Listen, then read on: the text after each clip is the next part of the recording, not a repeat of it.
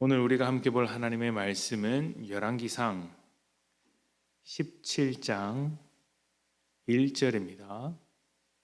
열왕기상 17장 1절 말씀 한 절만 제가 봉독하겠습니다. 1절입니다. 길르앗에 우거하는 자 중에 디셉 사람 엘리야가 아합에게 말하되 내가 섬기는 이스라엘의 하나님 여호와께서 살아계심을 두고 맹세하노니 내 말이 없으면 수년 동안 비도 이슬도 있지 아니하리라 하니라. 아멘. 이스라엘이 살고 있는 팔레스타인 땅, 가나안 땅은 물을 구하기 굉장히 힘든 지역입니다. 동쪽에 요단강이 흐르기는 하지만 지면보다 몇백 미터 아래에서 흐르고 있기 때문에 사람들이 살고 있는 곳까지 물을 끌어오는 것 자체가 불가능했습니다. 지금도 수백 미터 아래에 있는 물을 끌어오는 것이 힘든 일인데 그 당시의 기술로는 거의 불가능에 가까운 일이었습니다. 그래서 사람들이 물을 구하려고 하면 우물을 파거나 비를 기다려야 했습니다. 특히 농사를 위해서는 반드시 적절한 때에 내리는 비가 필요했던 것입니다. 가나안 땅의 기후는 여름 건기와 겨울 우기로 나뉩니다. 여름 건기는 5월부터 9월 달 정도까지인데 이때는 비가 거의 오지 않습니다. 덥고 건조한 날씨 속에서 살게 되죠. 그래서 이 기간 동안에는 농사를 지을 수가 없습니다. 사막과 같은 환경이기 때문에 어떤 농작물도 메말라 버리고 맙니다. 그래서 농사는 겨울 우기 때, 우리로 치면 10월부터 4월까지 이때 농사를 짓는 것입니다. 겨울 우기에는 약 3번 정도 비가 내리는데 우기가 시작되는 10월쯤 비가 한 번 옵니다. 이 비를 성경에서는 이른비라고 말을 합니다.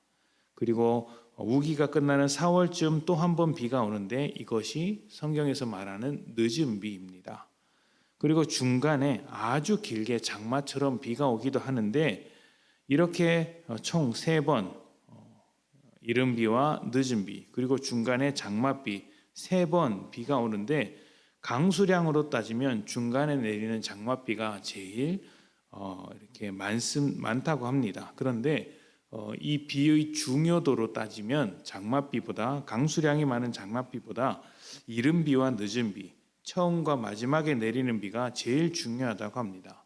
왜냐하면 여름 건기 동안 메말랐던 땅을 촉촉하게 적셔 주어야 농사를 지을 수 있기 때문에 가장 먼저 내리는 이른 비가 중요하고 또 추수할 때쯤 풍성한 열매를 맺기 위하여 비가 한번 내려 주어야 하는데 그것이 바로 늦은 비였기 때문이죠.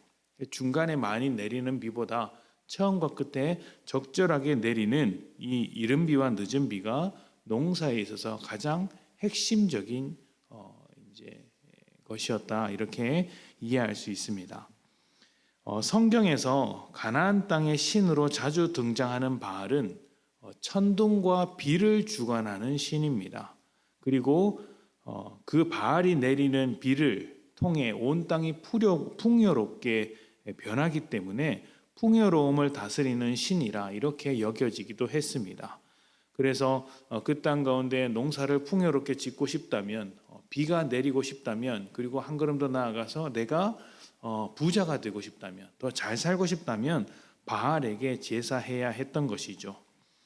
비가 필요한 지역에서 비를 주관하는 바알이 얼마나 좋은 대접을 받았을지는 얼마나 대우받으면서 있었을지는 굳이 설명하지 않아도 될 것 같습니다.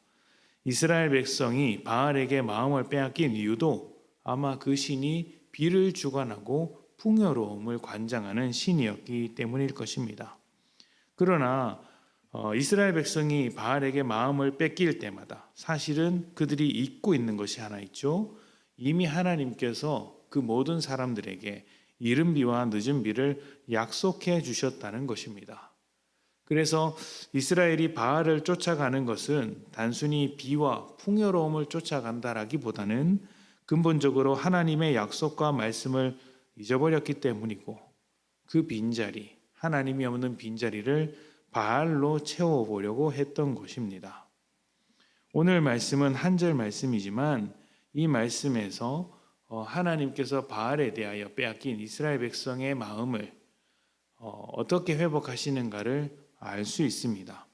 하나님은 선지자 엘리야를 보내서 아합 왕에게 수년 동안 가뭄이 있을 것이라고 선포합니다.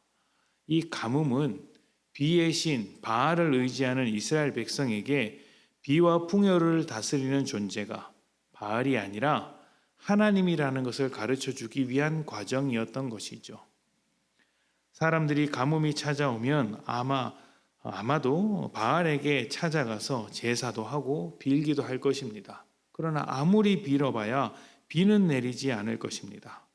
하지만 하나님께서 보호하시는 사람들, 엘리야라든지 또 우리가 한 주 동안 묵상하게 될 그 사람들을 보면 가뭄 속에서도 하나님의 은혜를 잊고 또 물을 얻으며 살아가는 것을 볼 수 있습니다.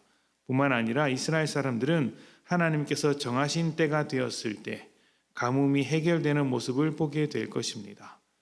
하나님은 이러한 과정들을 통해서 우리가 지금까지 의지하는 바알이 헛된 것이구나, 우리의 인생에서 어떤 것도 도움이 되지 않았구나라는 것을 깨닫게 하시고 모든 것을 주관하시는 분이 하나님이라는 것을 알게 하시며 하나님의 품 안으로 돌아오도록 해주시는 것입니다. 세상에서는 하나님을 대신할 만한 것들이 참 많은 것 같습니다. 우리가 우상이라고 부를 만한 것들이죠.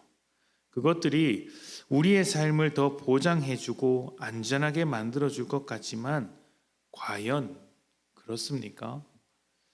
만약 그것이 사실이라면 지금까지 우리의 삶은 우리가 원하는 대로 흘러와야 했을 것입니다. 왜냐하면 우상으로 여겨지는 수많은 것들을 이미 가지고 있거나 가지려고 노력했기 때문에 우상이 우리의 삶을 책임져 줘야 했겠죠. 우상을 통해 보장된 인생을 살았어야 합니다. 그러나 전혀 그렇지 않았다는 것을 우리가 직접 고백할 것입니다. 우상은 우리를 책임지지 못하고 오히려 헛된 것을 만들 뿐이지만 하나님은 우리를 끝까지 책임져 주십니다. 그리고 우리를 향한 뜻을 가지시고 우리가 원하는 우리의 삶이 아니라 하나님께서 원하시는 삶으로 인도해 주시죠. 살아계신 하나님이시며 우리를 위해 일하시는 하나님이시라는 이야기입니다. 우상에게 얻고자 우상을 위해 일하는 사람이 되시겠습니까? 아니면 우리를 위해 일하시는 하나님의 자녀가 되시겠습니까? 우상의 헛됨을 쫓아가기보다 모든 것의 주관자가 되시며 우리의 아버지 되신 하나님만 바라보며 살아가시기를 축복합니다. 함께 기도하겠습니다.